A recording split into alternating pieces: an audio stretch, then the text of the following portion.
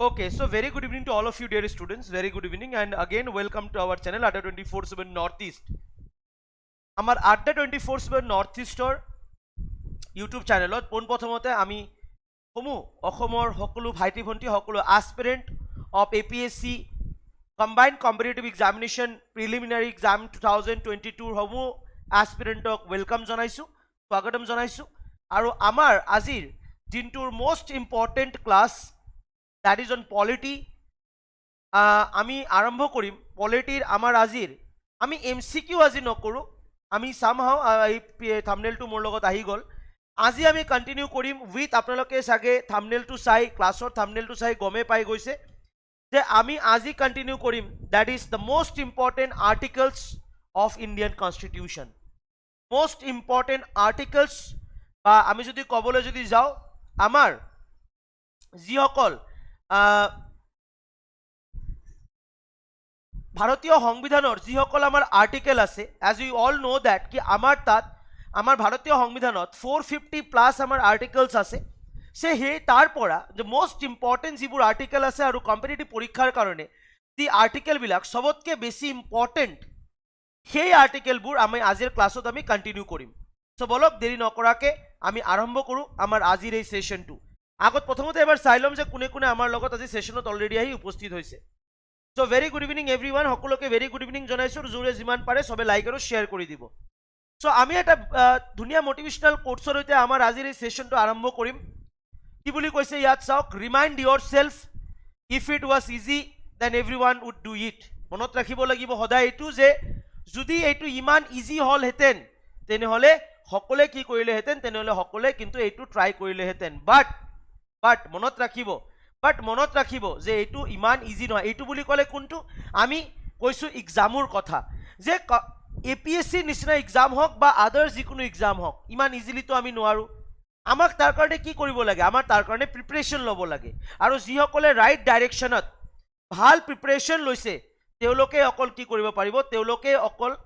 Success হ'ব পাৰিব remember that so বন্ধুসকল remind yourself if it was easy then everyone would do it Correct? So bolok এই ধুনিয়া এটা মোটিভেশনাল কোৰ্সৰ হৈতে আমি আৰম্ভ কৰিম আমাৰ আজিৰ the most important articles of Indian Constitution but তাৰ আগত যিসকল ভাইটি ভণ্টি আজি আমাৰ সেশনত আহি উপস্থিত সকলোকে এবাৰ ওয়েলকাম জনাইছো আৰু সকলোকে ভেৰি গুড ইভিনিং জনাইছো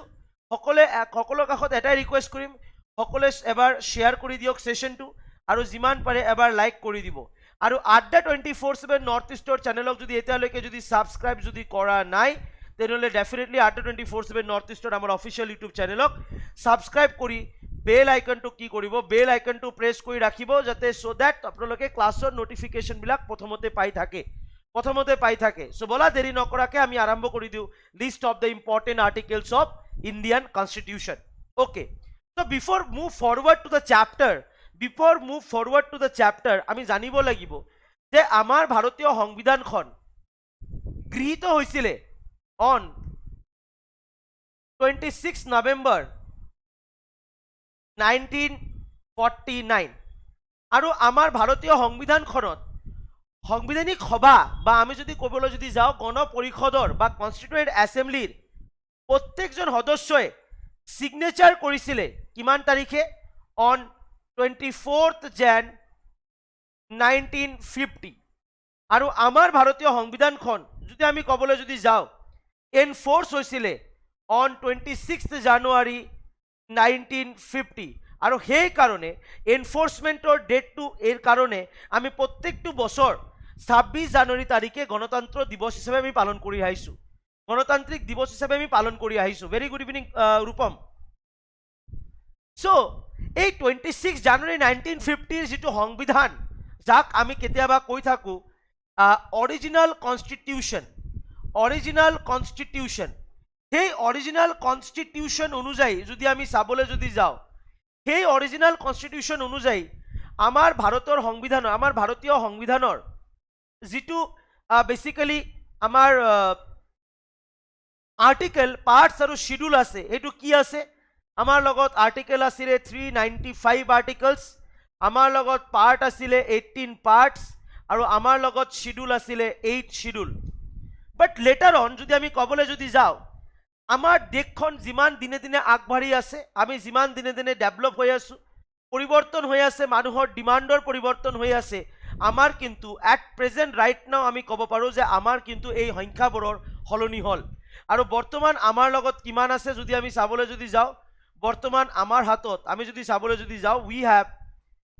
450 plus articles, we have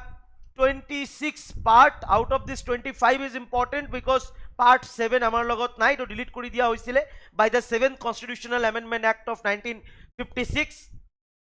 and we have 12 schedule, remember that we have a 12 schedule, আমাৰ লগত 12টা schedules আছে। এতিয়া ঘটনাটো হৈছে সবতকৈ মোস্ট ইম্পৰ্টেণ্ট যিটো আজিৰ যিটো সেকশন, এইটো হৈছে যে আমি যেতিয়া এক্সামত যাওঁ আৰু এক্সাম পইণ্ট অফ ভিউৰ পৰা চাবলৈ গ'লে সবতকৈ বেছি আমাৰ কুৱেশ্যন আহে আৰ্টিকলছবিলাকৰ পৰা, বাট আমি আৰ্টিকলছৰ আমাৰ কনচেপ্টটো ক্লিয়াৰ নহয় বা আমি নাজানো ভালকৈ যে কোনখন আৰ্টিকেলত কোনখন পাৰ্টত কি আছে। Rupesh, very good evening. বহুত ইম্পৰ্টেণ্ট চেপ্টাৰ হয়, সবে এবাৰ লাইক শ্বেয়াৰ কৰি দিয়া। বহুত ইম্পৰ্টেণ্ট চেপ্টাৰ হয়, সবে এবাৰ লাইক শ্বেয়াৰ কৰি দিয়া বন্ধুসকল। ওকে, তো আজিৰ এই সেশনত আমি সেই লিষ্ট অফ দ্য ইম্পৰ্টেণ্ট আৰ্টিকলছটো আমি এই ক্লাছত কন্টিনিউ কৰিম। So the articles align with the parts of Indian constitution. Part বুলি ক'লে আমি কি বুজি পাওঁ? পাৰ্ট বুলি ক'লে আমি বুজি পাওঁ যে আমাৰ চেপ্টাৰ, আৰু চেপ্টাৰৰ ভিতৰত ঠিক চিৰিয়েল নাম্বাৰ ৱাইজ আমাৰ আৰ্টিকেলবিলাক দিয়া আছে। তেনেহ'লে আমি যদি ক'বলৈ যদি যাওঁ পাৰ্ট 1 মানে আমাৰ চেপ্টাৰ 1, চেপ্টাৰ 1ত আৰ্টিকেল আছে আমাৰ 1 2, আমি যদি চাবলৈ যদি যাওঁ 4, 1 to 4। Very good evening Hiranya Sharma, very good evening.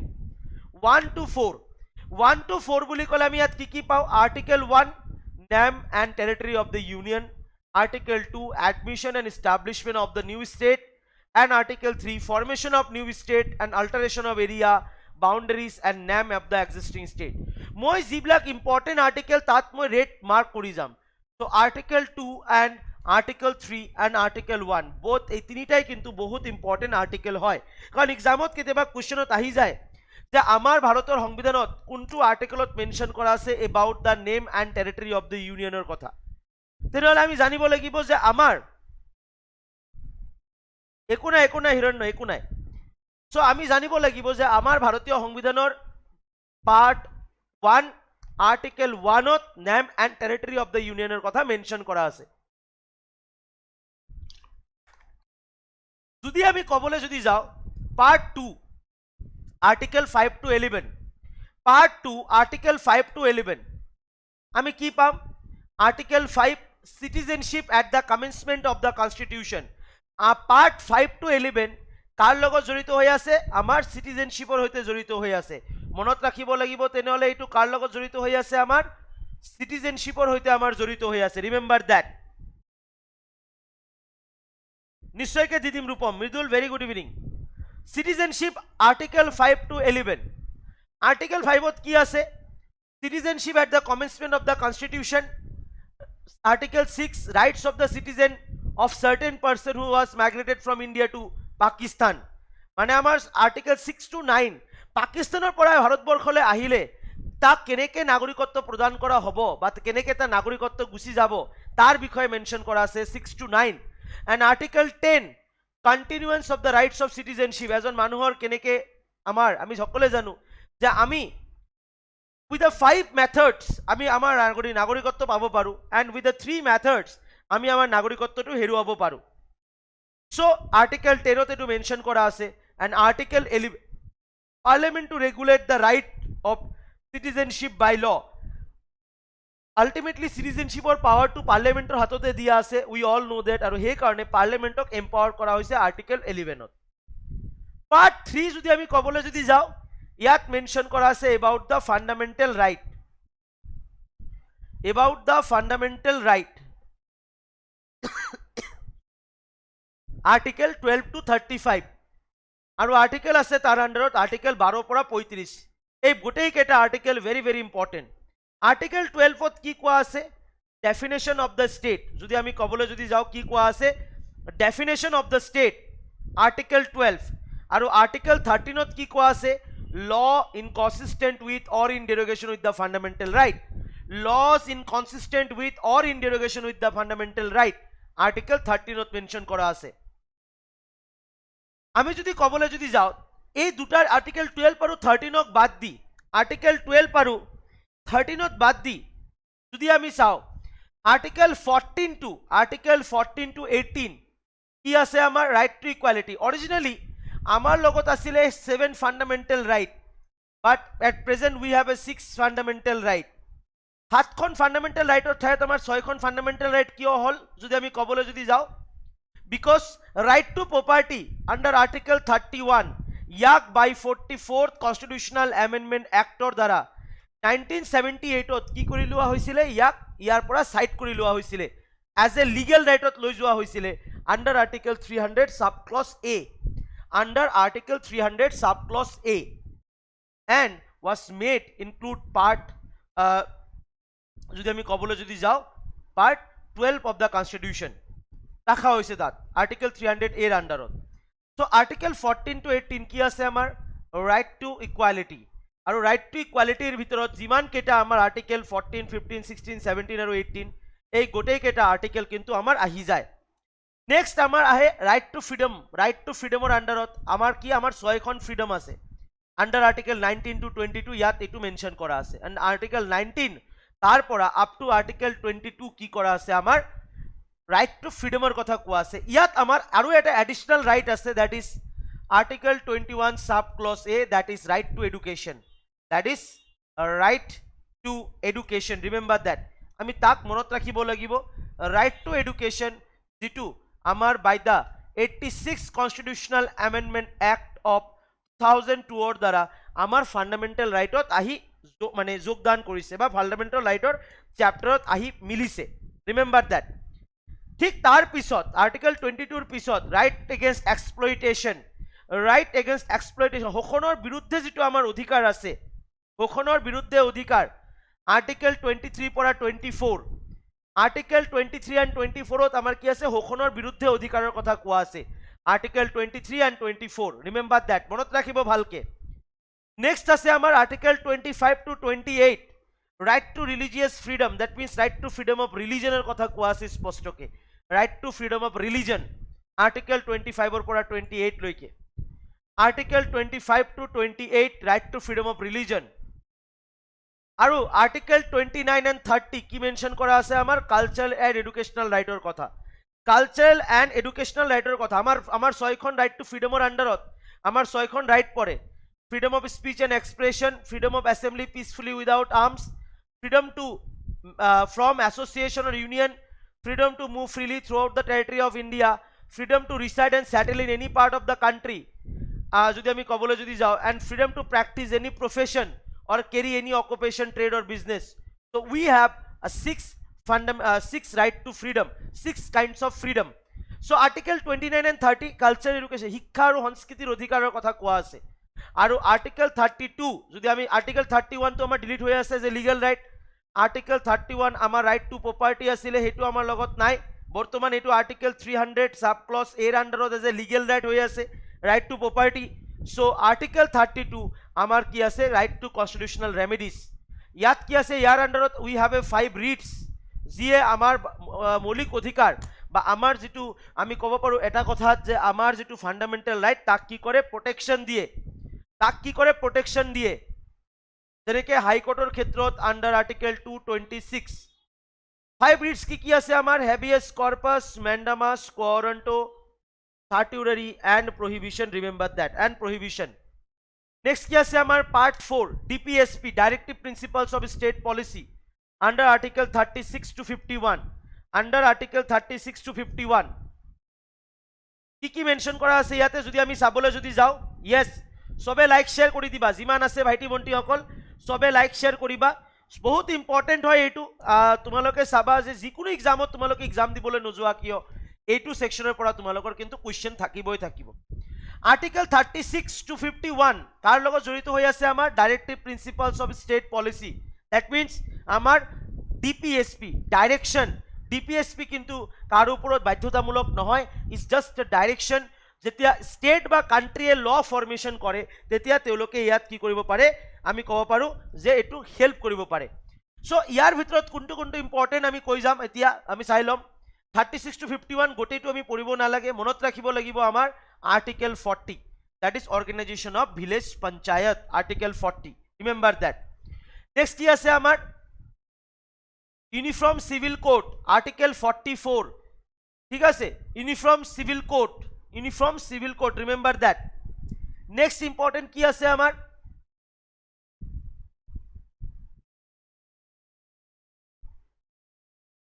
Article 48, 49, 50 এনে চাবতো গোটেইটো, বাট Article 40 and 44 ইয়াৰ পৰা very very important, remember that. DPSP টু কি আমি এটো section wise, if you want আপোনালোকে যদি বিচাৰে আপোনালোকে কমেন্ট কৰি জনাব যে স্যাৰ আমাৰ কাৰণে DPSP বা ফান্ডামেন্টাল ৰাইট এইবোৰ এনেকে আমাৰ সেপাৰেট কে ক্লাস লৈ আহক, তেনেহলে ডেফিনেটলি মই এটা সেপাৰেট কে সিরিজ এটাকে লৈ আহিম। আমার কি আছে পার্ট 4A, যদি আমি কবলে যদি যাও পার্ট 4A আছে আমার ফান্ডামেন্টাল ডিউটি, যেটো আমার 42nd কনস্টিটিউশনাল অ্যামেন্ডমেন্ট অ্যাক্ট 1976, যাক ভারতীয় সংবিধানত এজ এ মিনি কনস্টিটিউশন বুলি কোৱা হয়, তাত এটো কি কৰা হৈছিলে, তাত এটো বেসিক্যালি আমি কব পাৰো তাক ইয়াত এড কৰা হৈছিলে ফান্ডামেন্টাল ডিউটি। আমি কৰ পৰা আনিছো ফান্ডামেন্টাল ডিউটিৰ কনসেপ্টটো আমি লৈ আহিছো USSR পৰা, দ্যাট মিন্স আমি কব পাৰো যে আমি ৰাশিয়াৰ পৰা লৈ আহিছো, আন্ডাৰ আৰ্টিকেল 51A ইয়াত মেনশন কৰা আছে। আৰু আমাৰ লগত কিমানখন ফান্ডামেন্টাল ডিউটি আছে, we have 11 fundamental duties, remember that. Part 5 কি আছে আমার under part 5 union, article 52 to article 151, article 52 পৰা আৰ্টিকেল 151 লৈকে মেনশন কৰা আছে আমার পার্ট 5। ইয়াত কি আছে article 52 the president of India, article 53 executive power of the union, Article 54 election of the president, Article 61 very very important impeachment procedure of the president, Article 63 যেটো important মই এইটোৱে দিছো দেই, সো গোটেই কেটা কিন্তু important নহয়, the vice president of India, Article 64 vice president is the ex officio chairman of Rajya Sabha, that means the council of state। সবে এটাকে লাইক শেয়ার কৰি দিব, যোনে আছে ভাইটি ভন্টি অকল, বহুত ইম্পৰ্টেন্ট সেশন হয়, সবে এটাকে লাইক শেয়াৰ কৰি দিবা আৰু যিমান পাৰা শেয়াৰ কৰি দিয়া, কিমানজন ভাইটি ভন্টি ইয়াতে আছে 40-50 ক্রস হৈ যাব লাগে, ইমান ইম্পর্টেন্ট সেশন হয়। আমি অকল খালি নিজৰ খালি এটা দুটা MCQ সলভ কৰি এক্সামত পাস কৰাৰ আশা কৰিলে এইটো ভুল হ'ব, আমি কনসেপ্টবোৰো জানিব লাগিব। আৰু এই কনসেপ্ট এইটো not only in the exam of APSC, আমাৰ গোটেইবোৰ এক্সাম সেন্ট্ৰাল হক স্টেট গভৰ্নমেন্টৰ এক্সাম হক যিকোনো এক্সামত আমাৰ বহুত ইম্পর্টেন্ট হ'ব। Article 66 election of the vice president, Article 72 pardoning power of the president, Article 74 council of ministers to aid and advise to the president, Article 76 attorney general of India, Article 79 constitution of parliament, Article 80 composition of Rajya Sabha and Article 81 composition of Lok Sabha, very very important, monot rakhibo। Article 83 duration of the house of parliament and Article 93 the speaker and deputy speaker of the house of people, Article 105 power privilege of the house of parliament and Article 109 special procedure in respect of money bill, Article 110 definition of money bill and Article 112 annual financial budget। 112 etu very very important, remember that। Article 114 appropriation of bills, Article 123 power of the president to promulgate ordinances during the recess of parliament, Article 124 established of Supreme Court and Article 125 salaries of judge, Article 126 appointment of the acting chief justice। যিমান পাৰে সকলে এইবোৰ note down কৰি লব, very very important, সবে like share করিব। Article 127 appointment of ad hoc judge, Article 128 attend on retired judge sitting to the Supreme Court, attendance of retired judge at sitting to the Supreme Court, Article 129 Supreme Court to be a court of record, Article 130 seat of the Supreme Court, Article 136 special leave for an appeal to the Supreme Court, Article 137 review of judgment of order by the Supreme Court, Article 141 decision of the Supreme Court binding on all court,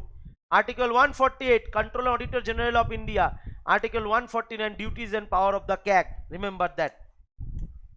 So এই সকল আসলে very very important। next কি আছে আমার part 6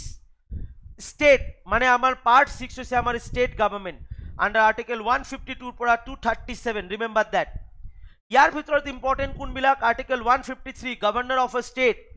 article 154 executive power of the governor, article 161 pardoning power of the governor, article 165 advocate general of the state, article 213 power of the governor to promulgate ordinance, article 214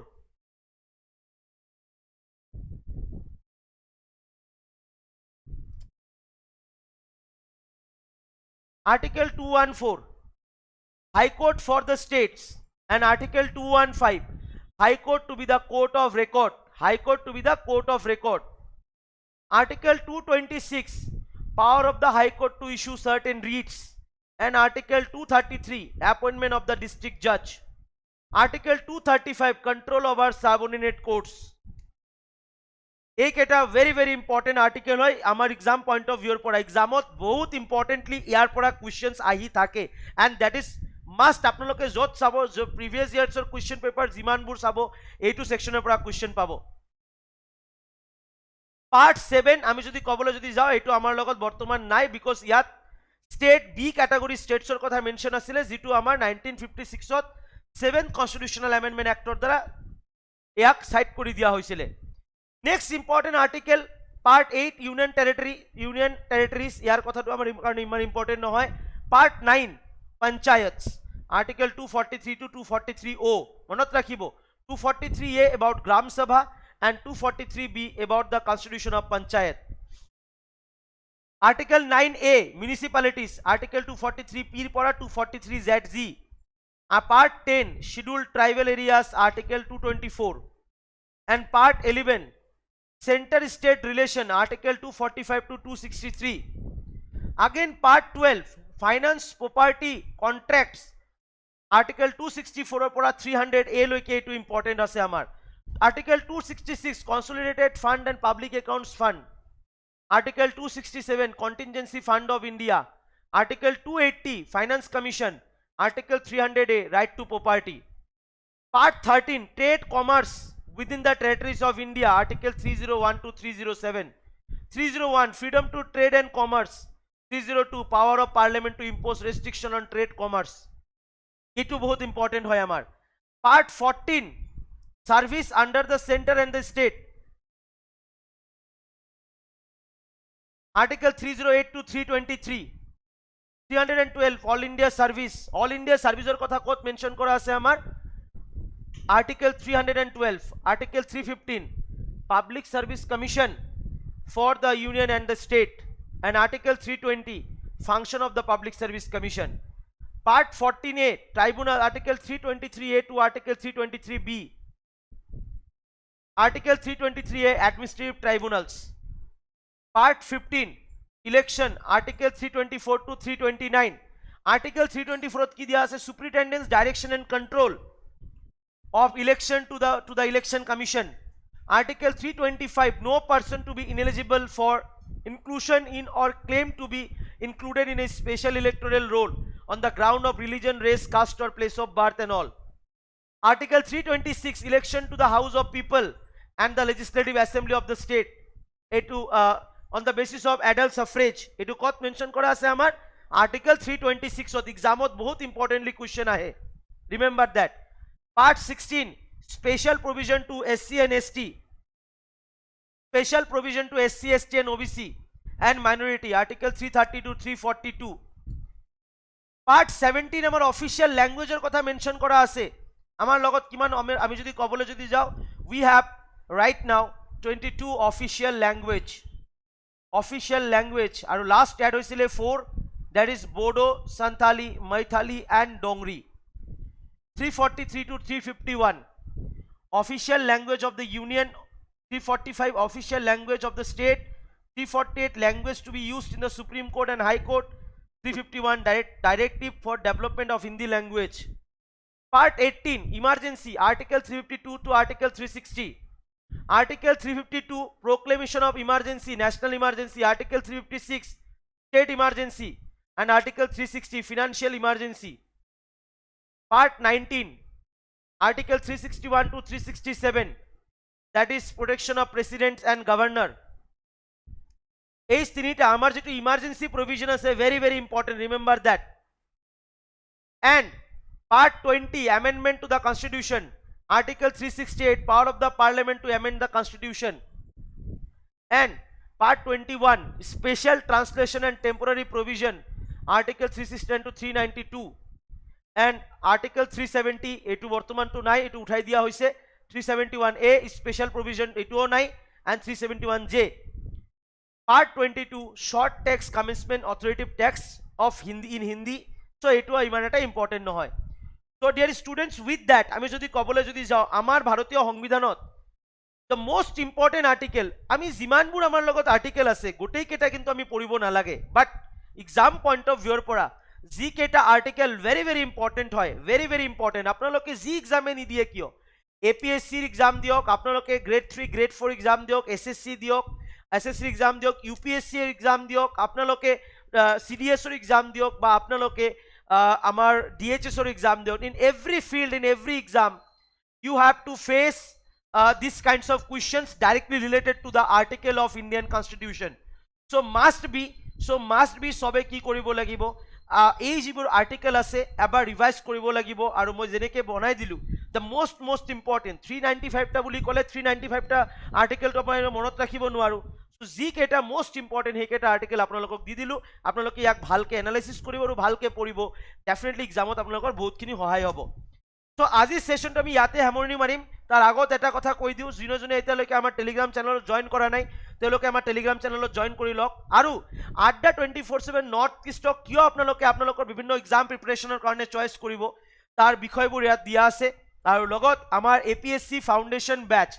এটো আমাৰ already ষ্টৰত live হৈ আছে আৰু এই video ডেসক্ৰিপচনতো দিয়া আছে, যি বেচৰ class আমাৰ আৰম্ভ হ'ব অহা জুলাই মাহৰ 25 তাৰিখৰ পৰা। যোনে আপোনালোকে এতিয়ালৈকে এই বেচত এডমিশন লোৱা নাই আপোনালোকে নিশ্চয়কৈ চাইছে যে আমি কেনেকৈ পঢ়াই থাকো, আপোনালোকে definitely Y225 discount coupon code use কৰি আপোনালোকে এডমিশন লৈ ল'ব পাৰে। জাস্ট সিম্পলি আপোনালোকে এই ভিডিঅ ডেসক্ৰিপচনৰ লিংকৰ পৰাও যাব পাৰে, আদাৰৱাইজ আপোনালোকে জাস্ট গুগলত যাওক adda247.com বুলি সাৰ্চ কৰক, অল কোৰ্সেস বুলি তাতে আহিব আমাৰ ষ্টৰ, তাতে অল কোৰ্সেছত যাব, লগে স্টেট এক্সামত যাব, লগে নৰ্থ ইষ্ট স্টেট এক্সামত যাব, আৰু লগে কি যাব এনেকৈ আমাৰ APSC আছে তাত ক্লিক কৰিব, লগে আমাৰ APSC টো আহি যাব। ইয়াত দাম দিয়া আছে 5882 रुपीस, বাট ইমান টকা কেতিয়াও দিব নালাগে, অলপ স্ক্ৰল কৰিব, কিন্তু ক্লিক কৰি অলপ স্ক্ৰল কৰিব, লগে চাব যে কি হ'ব, ভিউ অফাৰ বুলি এটা পেজ আহিব, ভিউ অফাৰত ক্লিক কৰাৰ লগে ক'ব এন্টাৰ কুপন কোড Y225 এনেকৈ বহাই কিনে জাস্ট এপ্লাই কৰি দিব, এপ্লাই কৰি দিয়াৰ লগে প্ৰাইচটো কমি ইয়াত 4882 रुपीस দেখাইছে, এইটো 4500 or সামথিং হৈ যাব। কন্টিনিউ কৰক, নিজৰ নাম, নিজৰ ফোন নম্বৰ, নিজৰ মেইল আইডিটো ভালকে বহাওক, আৰু তাৰ পিছত পেমেন্ট অপশনটো আপোনালোকে ATM পেটিএম UPI যিকোনো মাধ্যমত পেমেন্ট কৰিব পাৰে। আৰু এইটো আমাৰ টেলিগ্ৰাম গ্ৰুপত জয়েন হৈ যাওক। এডমিশন কৰিবলৈ কিবা অসুবিধা হলে 9957176761 নম্বৰত আমাৰ লগত যোগাযোগ কৰিব, মোক মেছেজ কৰিব পাৰে। সো বন্ধুসকল আমাৰ এপটো আপোনালোকে ডাউনলোড কৰি ল'ব, সবে লগ পাম সকলোকে আমাৰ আজি ৰাতি 10টা বজাৰ মোস্ট ইম্পৰ্টেন্ট প্ৰেক্টিস সেশনৰ ক্লাছ ফৰ গ্ৰেড 3 আৰু গ্ৰেড 4 এক্সামৰ কাৰণে। So thanks for watching the session dear students, যিমান পাৰে ক্লাছটো শেয়াৰ কৰি দিয়ক, লাইক কৰি দিয়ক আৰু সাবস্ক্ৰাইব কৰিব আৰু কমেন্ট কৰি জনাব আপোনালোকৰ যদি তেনেকুৱা ডিমান্ড আৰু তাকে এক্সপ্লেনেশন বিলাক বুজিবৰ কাৰণে। So thanks for watching the session, thank you এভৰিওয়ান।